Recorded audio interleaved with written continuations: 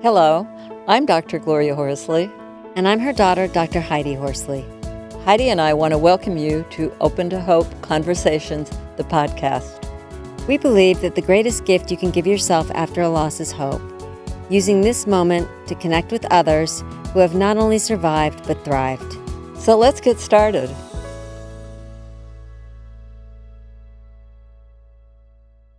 Welcome to the Open to Hope show. I'm your host, Dr. Gloria Horsley, with my daughter and co-host, Dr. Heidi Horsley.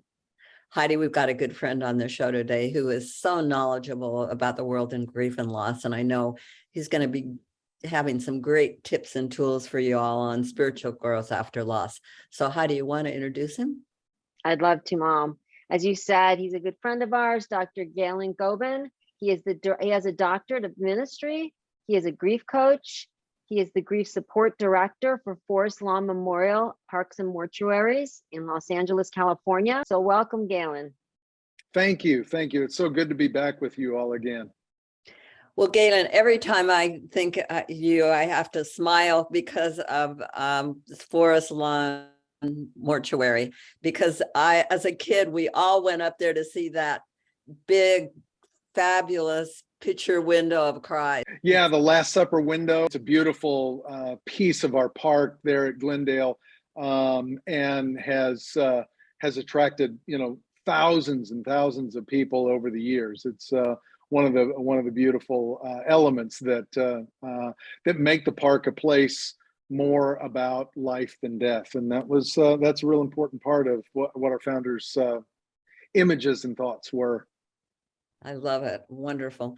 Well, I was reading that you were a celebrant at one time. What does that mean? Mm-hmm. A celebrant is someone who, kind of like a pastor, will come along beside somebody during their early time of grief and then provide them support, as well as the structure and the work of that important ritual of a funeral or a memorial service after someone has died. Celebrants have risen and come much more out of the kind of the secular world. And as America becomes more secular and less connected with a lot of the religious traditions that managed a lot of the grief that we had with when after someone died, what we do and how we're supposed to feel, and just the steps and the things that you need to walk through. Celebrants have stepped into that role to provide a comforting presence for an awful lot of people that may not have them because they're not connected with some religious tradition. Wow. This has been such a tumultuous time with COVID. Mm-hmm. I mean, there are people who haven't had funerals, families haven't been able to get together.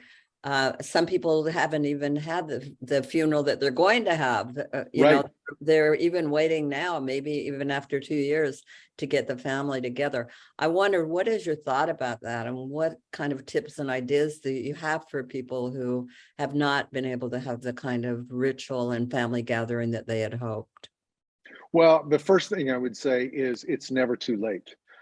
Sometimes we get to a place and it's sort of like, well, that was a year or 2 years ago or something like that, and we're all kind of in our lives and things, but the reality is that we need those things as human beings. We need those rituals to mark time and space, and it's never too late to go back and do that.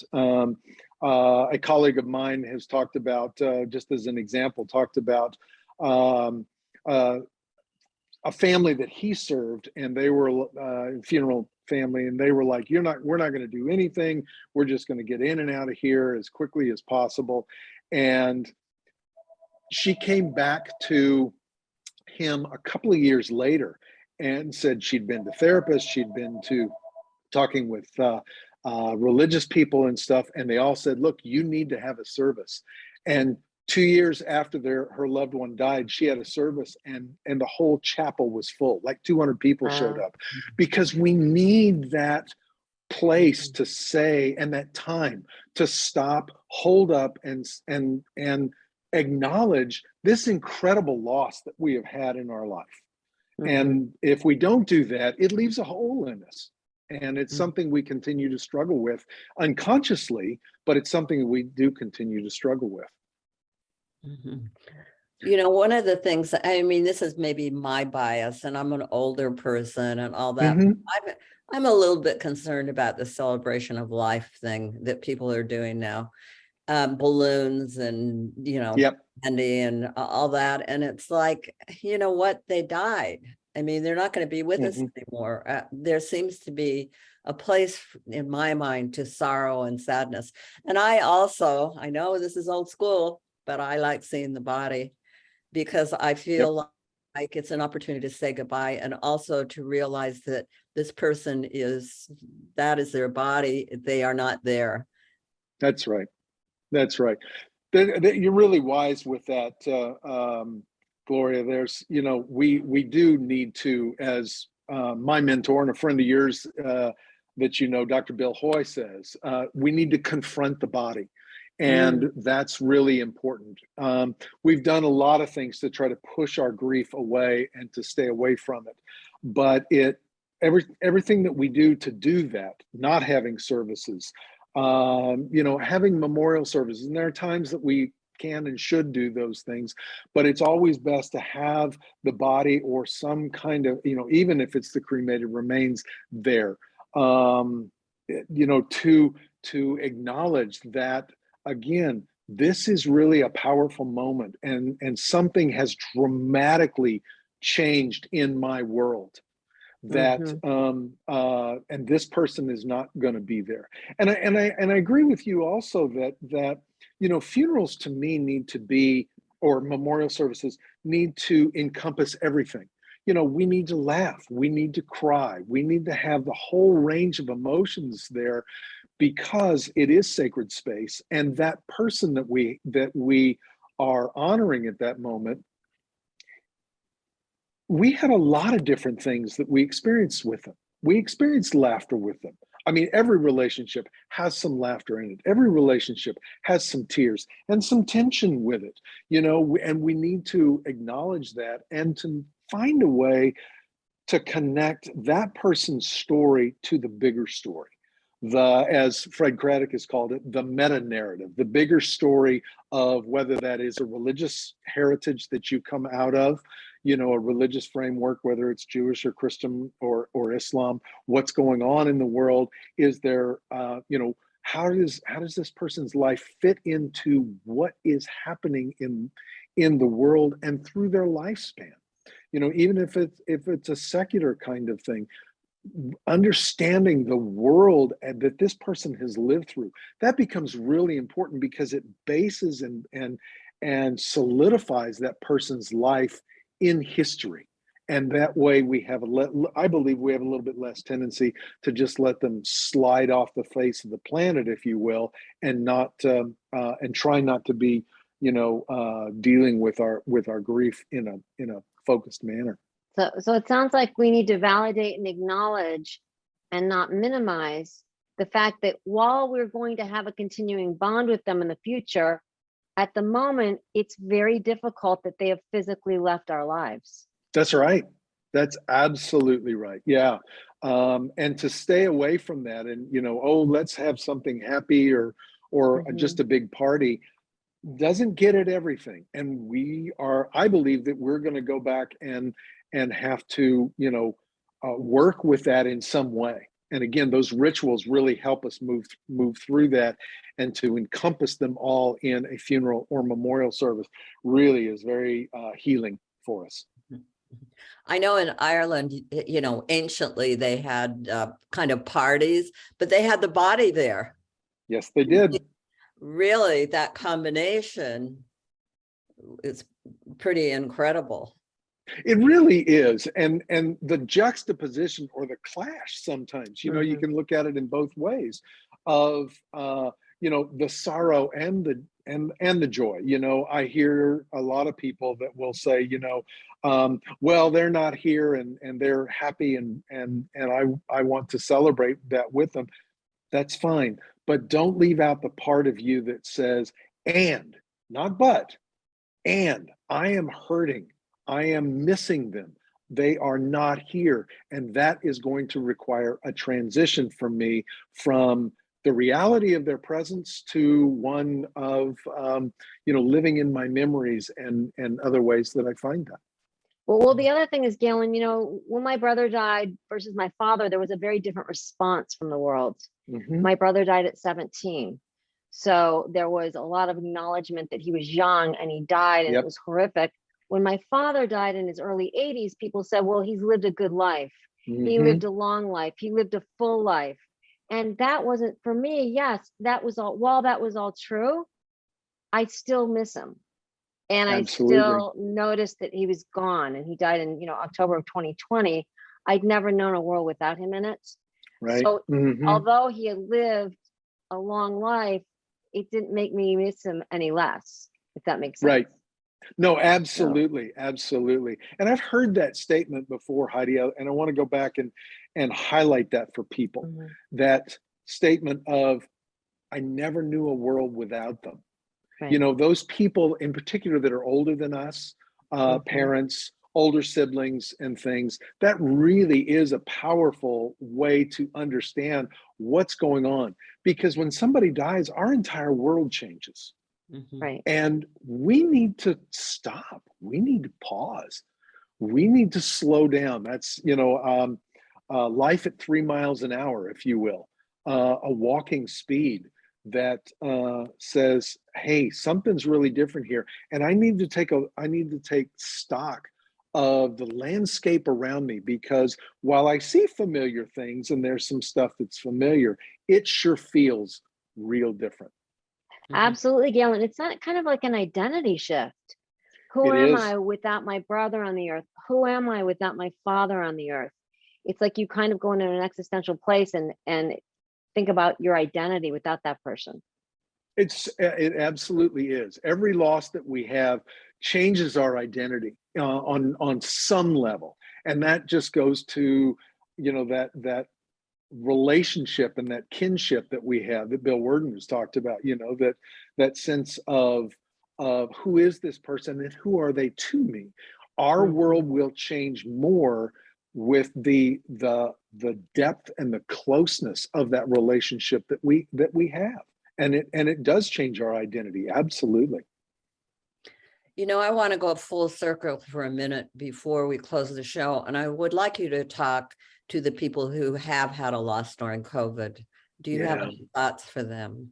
Yes. Yeah. Again, first, my condolences, because this has been in our lifetimes, the lifetime of most everybody who's on the planet. Nobody has been through what, or very few people have been through what we have been through the last 2.5 years. And your loss, in some ways, can almost be just shellacked over, because we have had so much of it, so many different kinds of losses, and the experience has been almost, just kind of a dismissive of that. Well, and if your person died from COVID, well, they're one of, how many did we have? 10 million in the world or something, and I've lost, because the number's astronomical. It's almost hard to get our heads around that. And so give yourself some real permission to still be feeling the grief that you have been going through. That is, I think, one of the best things that I ever say to anybody is, if we can give ourselves permission to feel and experience what it is that we are going through, then that has a chance to actually well up and do the work within us, that of grieving, of changing us, changing our understanding of who we are, as well as doing the work of processing the pain and the loss and everything that comes that way. So again, honor yourself for that. And again, as I said early on, it's never too late to go back and do that. If you've not had something, or if you feel the need continuing to do something, maybe around an anniversary or a holiday that's coming up, make sure that you plan that and do that. It will be, you'll find it really helpful. Mm-hmm. So plan some rituals. Yep, absolutely. And simple things, eating at your person's favorite restaurant, having a cake or something to commemorate the fact that it has been a year or two or whatever it is, because your head and your heart know those dates, and they understand them unconsciously. And so to be able to bring that out and to represent that by a cake, or going someplace, going to the cemetery, or going out, maybe, if you scattered them at sea, going back to the sea and being there to do something, can be, again, just very, very healing, because we are walking our way through this real different alien space that we find ourselves in. Oh, well, thank you so much for being on the show today. And I want to get any contact information you have, but I also want to say to people that the Association of Death Educators, ADAC, is a very interesting place for non-academic people to go, because Yes. there are great presenters. This is where academia presents their research, where they talk about really cutting edge things in the world of grief and loss, where people are really interested in it. And I honestly don't think the lay community knows enough about this and what is out there. People can reach out to me, the Forest Lawn website. You can find me there. My email is ggoben@forestlawn.com. It's very easy. First initial, last name @forestlawn.com. If you Google Forest Lawn, it's easy to find there. And we are pretty famous and for a lot of different things and stuff. And I'm really grateful to have my role there. And we've got a good Facebook page as well and everything, called Journeys Through Grief, where we do a lot of postings and videos and things like that, just again, trying to support the community, doing a lot of validation and all that really will help us to move through. So look us up on the web, and if you reach out, got a question, I'm always good at getting back to you. Fantastic. Well, thank you so much for being on the show today, and it's great to see you. Thank you. My absolute pleasure. Y'all take care. Thank you, Galen. You are definitely a shining light. Your spirit is amazing. We are so happy we had you on the show today. I look forward to seeing you at ADAC. Yes, ma'am. It'll be great. And we want to thank everybody for joining our show today. And Heidi and I always want to remind you that if you've lost hope, please lean on ours until you find your own, and God bless. I'm Dr. Heidi Horsley. You have been listening to Open to Hope, the podcast. You can follow Open to Hope on Facebook, Instagram, and Twitter. To learn more, visit us at opentohope.com and go to Apple Podcasts to subscribe. I'm Dr. Gloria Horsley.